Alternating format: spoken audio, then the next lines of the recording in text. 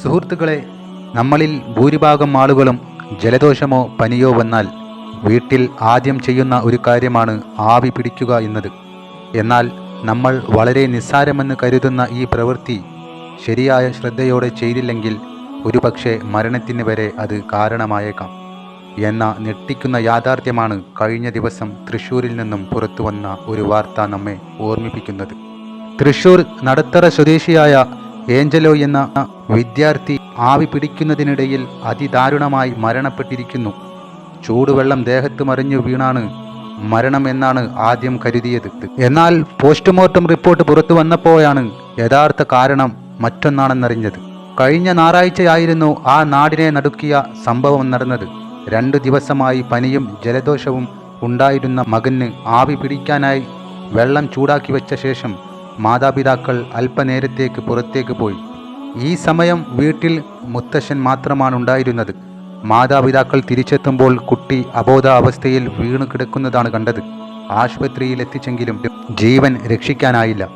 ആവിയിൽ നിന്നും മുഖത്തും കഴുത്തിലും അമിതമായി ചൂടേറ്റതാണ് മരണകാരണമെന്നാണ് പോസ്റ്റ്മോർട്ടം റിപ്പോർട്ടിൽ പറയുന്നത്. അമിതമായ ചൂട് കുട്ടിയുടെ ആന്തരിക അവയവങ്ങളെ ദോഷകരമായി ബാധിക്കുകയായിരുന്നു. ഇത് വലിയൊരു മുന്നറിയിപ്പാണ്.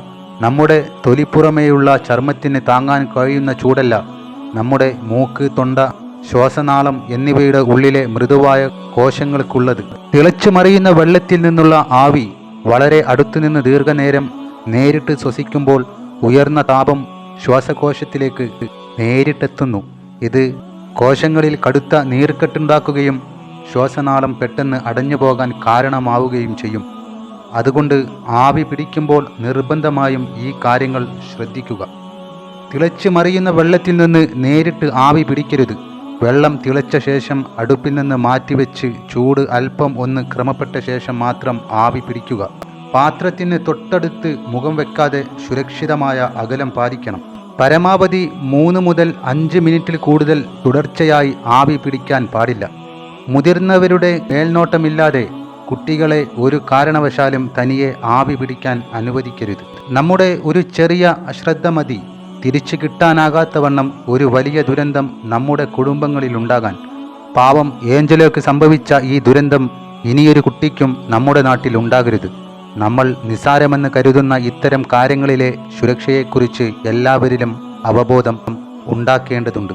നിങ്ങളുടെ പ്രിയപ്പെട്ടവരുടെ സുരക്ഷയ്ക്കായി ഈ സുപ്രധാന സന്ദേശം പരമാവധി ആളുകളിലേക്ക് എത്തിക്കുമല്ലോ.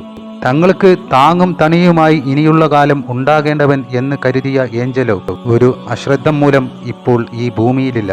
ഇനിയൊരു കുട്ടിക്കും ഇത്തരത്തിലുള്ള ഒരു ദാരുണമായ മരണം ലഭിക്കാതിരിക്കട്ടെ എന്ന് നമുക്കെല്ലാവർക്കും ആത്മാർത്ഥമായി തന്നെ പ്രാർത്ഥിക്കാം.